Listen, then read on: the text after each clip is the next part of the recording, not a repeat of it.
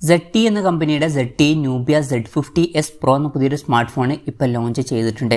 ഇത് ഫ്ലാഗ്ഷിപ്പ് ലെവലിൽ വരുന്ന സ്മാർട്ട് ഫോണാണ്. ഈ ഒരു വീഡിയോയിൽ നമ്മൾ നോക്കാൻ പോകുന്നത് Zte Nubia Z50s Pro എന്ന സ്മാർട്ട് ഫോണിനെ പറ്റിയിട്ടാണ്.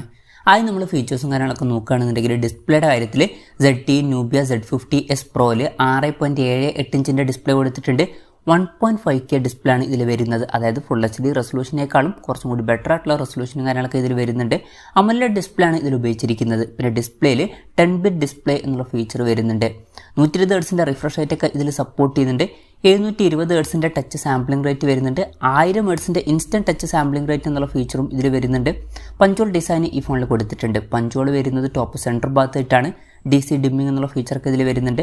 2160 Hz PWM ഡിമ്മിങ് എന്നുള്ള ഫീച്ചറൊക്കെ കൊടുത്തിട്ടുണ്ട്. അപ്പോൾ ഡിസ്പ്ലേ ഫീച്ചേഴ്സ് മൊത്തത്തിൽ നോക്കുമ്പം അത്യാവശ്യം നല്ല ഡിസ്പ്ലേ ഫീച്ചേഴ്സും കാര്യങ്ങളൊക്കെ ഈ ഫോണിൽ വരുന്നുണ്ട് എന്ന് പറയാവുന്നതാണ്. In display finger print sensor ഈ ഫോണിൽ വരുന്നുണ്ട്. ഫോണിൻ്റെ വെയിറ്റ് വരുന്നത് 228 gram ആണ്. തിക്നെസ് വരുന്നത് 8.6 mm ആണ്. ഇനി പ്രോസസ്സറിൻ്റെ കാര്യത്തിലോട്ട് വരികയാണെന്നുണ്ടെങ്കിൽ സ്നാപ്ഡ്രാഗൺ ഏജൻ 2 അഡ്വാൻസ്ഡ് എഡിഷൻ ആണ് ഇതിൽ കൊടുത്തിരിക്കുന്നത്. അതായത് സ്നാപ്ഡ്രാഗൺ ഏജൻ 2 എന്ന പ്രോസസ്സറിൻ്റെ ഒരു ഓവർ ക്ലോക്ക് ചെയ്തിട്ടുള്ള വെർഷനാണ് ഇതിൽ വരുന്നത്. അപ്പം വളരെ മികച്ച പെർഫോമൻസും കാര്യങ്ങളൊക്കെ ഇതിൽ വരേണ്ടതാണ്. ബെസ്റ്റ് ആയിട്ടുള്ള പെർഫോമൻസ് ലഭിക്കാൻ സാധ്യതയുണ്ട്. 5G സപ്പോർട്ടും കാര്യങ്ങളൊക്കെ ഇതിൽ വരുന്നുണ്ട്. ഫോണിൻ്റെ ബേസ് വേരിയൻറ്റിൽ തന്നെ 12 GB റാമും 256 GB ഇൻറ്റേർണലും കൊടുത്തിട്ടുണ്ട്. 12 GB റാമും 1 TB ഇൻറ്റേർണലുമായിട്ട് വരുന്ന ഒരു വെർഷനും അതുപോലെ തന്നെ 16 GB റാമും 1 TB ഇൻറ്റേർണലുമായിട്ട് വരുന്ന ഒരു വെർഷനും വരുന്നുണ്ട്. LPDDR5Xൻ്റെ റാമാണ് ഇതിൽ ഉപയോഗിച്ചിരിക്കുന്നത്. UFS 4.0 സ്റ്റോറേജ് ടൈപ്പും ഇതിൽ വരുന്നുണ്ട്. പിന്നെ IR ബ്ലാസ്റ്റർ എന്നുള്ള ഫീച്ചർ ഇതിൽ കൊടുത്തിട്ടുണ്ട്. അപ്പം ഈ ഫോൺ റിമോട്ടൊക്കെ ആയിട്ട് യൂസ് ചെയ്യാവുന്നതാണ്. NFC എന്നുള്ള ഫീച്ചർ ഇതിൽ സപ്പോർട്ട് ചെയ്യുന്നുണ്ട്. ഫോൺ വെട്ടം നീറ്റാതിരിക്കാൻ വേണ്ടിയിട്ട് വേപ്പർ ചേമ്പർ കൂളിംഗ് ഒക്കെ ഇതിൽ കൊടുത്തിട്ടുണ്ട്. നല്ല വൈബ്രേഷൻ എഫക്റ്റിന് വേണ്ടിയിട്ട് X-ആക്സിസ് ലീനിയർ മോട്ടർ ഇതിൽ വരുന്നുണ്ട്. സ്റ്റീരിയോ സ്പീക്കേഴ്സ് വരുന്നുണ്ട്. DTX അൾട്രാ സൗണ്ടിൻ്റെ സപ്പോർട്ടും കാര്യങ്ങളൊക്കെ ഇതിൽ വരുന്നുണ്ട്. പിന്നെ Android 13 ബേസ് ആയിട്ടുള്ള MyOS സോഫ്റ്റ്വെയർ ആണ് ഈ ഫോണിൽ വരുന്നത്. ഇനി ക്യാമറയുടെ കാര്യത്തിലോട്ട് വരികയാണെന്നുണ്ടെങ്കിൽ ഫോണിൻ്റെ പിന്നിൽ ട്രിപ്പിൾ ക്യാമറ സെറ്റപ്പ് കൊടുത്തിട്ടുണ്ട്. 50 MP മെയിൻ ക്യാമറ സെൻസറാണ് വരുന്നത്. ഇത് സോണി IMX 800 സെൻസറാണ്. സെൻസർ സൈസ് വരുന്നത് 1/1.49 ഇഞ്ചാണ്. പിന്നെ ഇതിൽ OS എന്നുള്ള ഫീച്ചറും സപ്പോർട്ട് ചെയ്യുന്നുണ്ട്. രണ്ടാമത് 8 MP f1.59 അപ്പേഴ്സിൽ വരുന്ന ഒരു ടെലിഫോട്ടോ ലെൻസ് കൊടുത്തിട്ടുണ്ട്.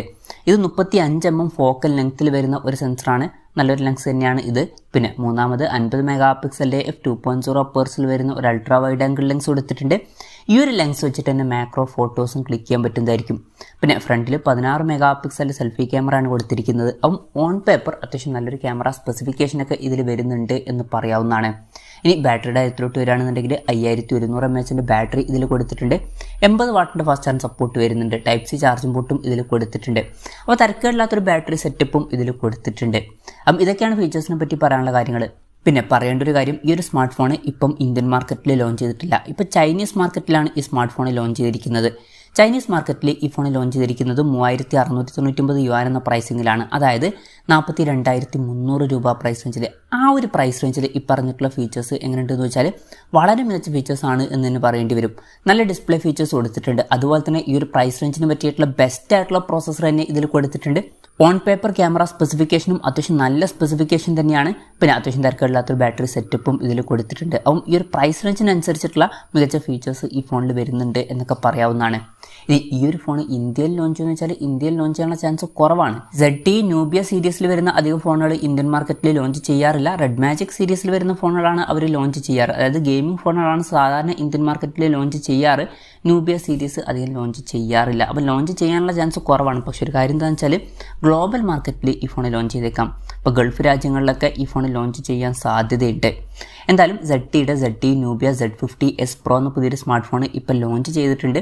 ഈ ഒരു പ്രൈസിങ്ങിൽ അത്യാവശ്യം നല്ല ഫീച്ചേഴ്സ് ഈ ഫോണിൽ വരുന്നതായിട്ടാണ് എനിക്ക് തോന്നിയിട്ടുള്ളത്. എന്തായാലും ഈ ഒരു ഫോണിനെ പറ്റിയിട്ടുള്ള നിങ്ങളുടെ അഭിപ്രായം ജസ്റ്റ് ഒന്ന് കമൻറ്റ് ചെയ്യുക.